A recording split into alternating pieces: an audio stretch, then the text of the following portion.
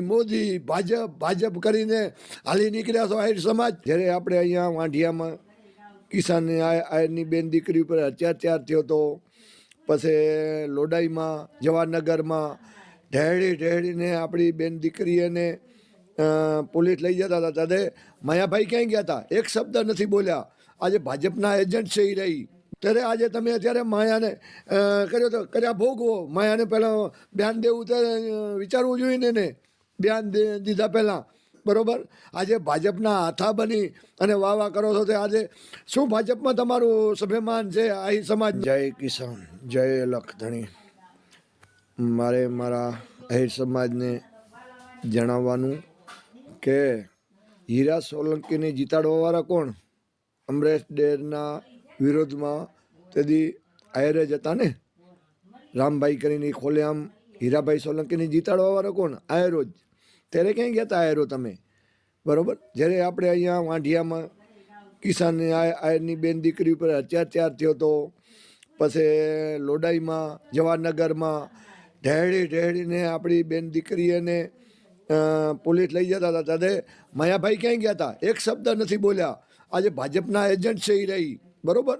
તો હું મારા સમાજને વિનંતી કરું છું કે પહેલાં આપણી બેન દીકરી કે માયાભાઈ, બરાબર, આપણી બેન દીકરીને આપણે સ્વાભિમાન માથે એને પોલીસ તંત્ર, બરાબર, ત્યારે એને ઢેળીને બસેમાં બેહારતા હતા, ઢેળતા હતા ખેતરેમાં પોતાનું ખેતર છે એમાં, બરાબર. ત્યારે સમાજ ક્યાંય ગયો હતો? પછી આજ પ્રવીણ રામ જેલમાં છે ત્યારે આહિર સમાજ ક્યાં ગયો છે? કેમ આજે આહિર સમાજ નથી બોલ્યો કોઈ? બરાબર. કેના માટે લડ્યો છે? કિસાને માટે લડ્યો છે, બરાબર. ત્યારે આજે તમે અત્યારે માયાને કર્યા ભોગવો. માયાને પહેલાં બયાન દેવું તો વિચારવું જોઈએ ને બયાન દીધા પહેલાં, બરાબર. આજે ભાજપના હાથા બની અને વાહ કરો છો. તે આજે શું ભાજપમાં તમારું સ્વાભિમાન છે? આહિર સમાજનું કોઈ તત્વ છે આહિર સમાજનું? રહ્યા મોદી ભાજપ કરીને હાલી નીકળ્યા છો આહિર સમાજ, બરાબર. યુપીમાંથી આહિર સમાજનું જાદવેનું રાજકારણ ખતમ કર્યું, બિહારમાંથી કર્યું, હવે મધ્યપ્રદેશમાંથી ખતમ કરવા માટે તૈયાર છે. તો હજી મોદીના નારા કરો રહ્યા. શરમ આવી જોઈએ તમે આહિર સમાજને, બરાબર. તારે હીરા બેન દીકરીઓને જ્યારે ઢેળીને ખેતરેમાંથી બસેમાં બેહારતા હતા ત્યારે આહિર સમાજ ક્યાંય ગયો હતો? બરાબર. ભાજપના એજન્ટ ન બનો ના, બરોબર ને. પરવીન રામ અત્યારે જેલમાં છે, એ આનો દીકરો નથી? કેમ એક શબ્દ બોલતા નથી તમે? ત્યારે કોઈ ક્યાં ગયો તો સમાજ? આજે જેલમાં પડ્યો પરવીન રામ, એ આનો દીકરો નથી?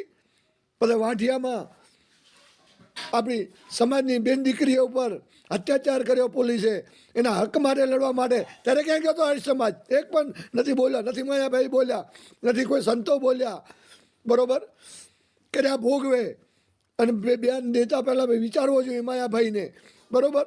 અને આજે ભાજપના હાથા બનો છો, ભાજપના એજન્ટ બનો છો, કર્યા ભોગવો, બરાબર. આમાં હું સમાજને નમ્ર અપીલ કરું છું કે કોઈ સમાજ આમાં આગળ ના આવતો તો આવો, તો પરવીન રામમાં આવો. જ્યારે આપણા ખેડૂત માટે અત્યાચાર થયો છે એના માટે આવો. જય જવાન, જય કિસાન, જય લખધણી. રાધે રાધે બધે.